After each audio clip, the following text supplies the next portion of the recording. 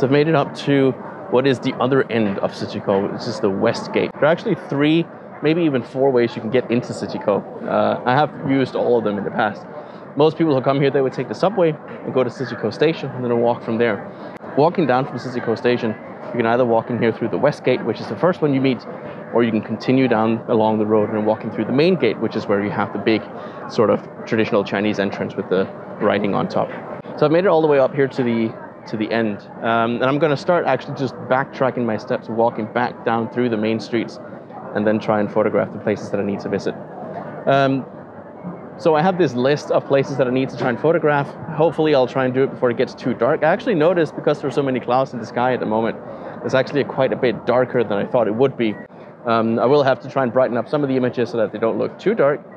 Thankfully I have some very fast glass with me today. So hopefully I can make that work out just fine. So yeah, that's the plan. I'm gonna start unpacking my camera and otherwise just have at it. When I do these kinds of videos and when I do go out to take photos, I often get asked what gear I use, and I thought today would be a good day to sort of introduce that as well. I'm shooting on an older camera that I've had for a couple of years now. This is the EOS 6D Mark II. On it I have one of my favorite lenses, actually, the 17 to 40 millimeter L series EF lens. I use this for most of sort of the wide angle shots to like get as much in the frame as possible. But in my bag, I actually have my other favorite lens, which is this big boy, which is of course the, a lot of people call it the journalism lens. A lot of photojournalists carry this around, a lot of press people use it too. This is the Canon 70 to 200 millimeter. It's a bit of a beast. It's a massive lens, it's really heavy, but the photos that it takes are just so beautiful. And because it's, this one is an f2.8, it gets a really shallow depth of field. And so that's usually my go-to kit. Those are the 2 things I carry in my bag. And that's what I'll be using today, these 2 bad boys. And yeah, I really hope that it's not gonna get much darker than this. It is only about 3 o'clock in the afternoon at this point, and it's already pretty dark. So I've got 3 hours of sunlight left, and we're just gonna see what happens. We're gonna start walking back down towards the main entrance and find the academy. That's one of the places I definitely need to get. Of course, being one of the biggest tourist destinations in Chongqing, you naturally have a lot of shops and stalls selling various kinds of food and snacks, all in different flavors. But of course, some of the most prevailing flavors they have here are spicy and nummy, because that's sort of what the city is known for.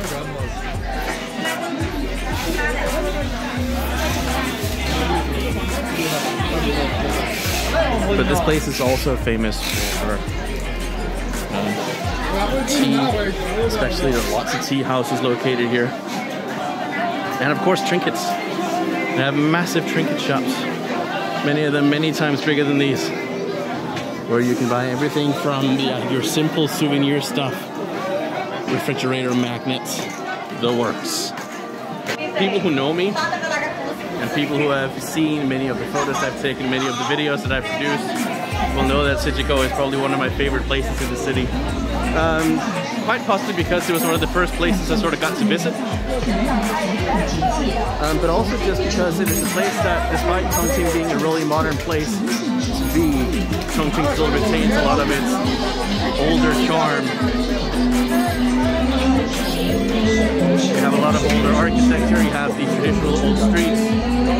It's just a very different feeling to the rest of the city being here.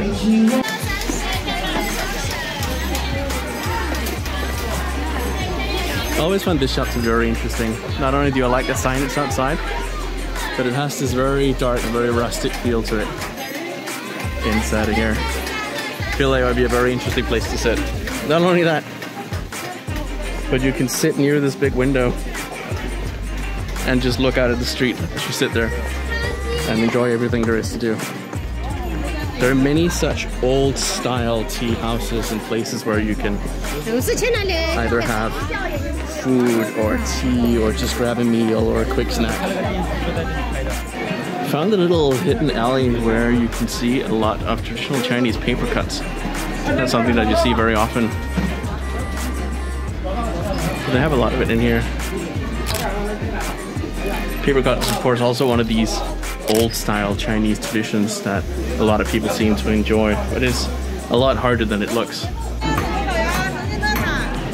Because ciqikou is of course on the list of the places that many people have to visit when they're in Chongqing. Sort of like going to the Great Wall when you're in Beijing and stuff like that. You have a lot of people taking selfies and just standing in front of the gate, sort of having their photo taken or taking a selfie or whatever. And I'm guilty of that too. That's how you do it. So let's head to Zhong's courtyard, get a ticket to get inside, and do that. So I got into the courtyard, paid 10 yuan entrance fee to get in here. And so let me just show you, it'll be easier. So I'm inside the first little room, which is basically a small museum. It has some artifacts and some other historical things about this place and what it is. And then as you walk through some of the smaller rooms, you can see different kinds of artwork, all made from porcelain. Of course you have vases, and if you want to see more about this place in more detail and enjoy sort of more explanations about this place, you really should watch the travel guide episode we recorded earlier this year. It'll be much more in-depth than this. But this courtyard, just sort of not in too much detail, but this is one of the places that I wanted to photograph for the article that I was writing. And it's just this house that sort of encircles this courtyard in the middle that was owned by a sort of wealthy family. All right, let's see if I can find the academy. No, it's right here. Right in here. Thankfully, I have been here a couple of times before. The academy sort of hides in here in this old island. So it's not a school anymore, obviously. But this used to be a private school that was established a long time ago that then took place, or was sort of kept here in this little courtyard. Now this place has turned mostly into tea shops. There's a little painting studio in here. There's another shop outside, right there in the corner, that also does paintings. Out here, this is now turned into another tea house, which I guess this serves predominantly as. So a nice little corner. I need some photographs of this too.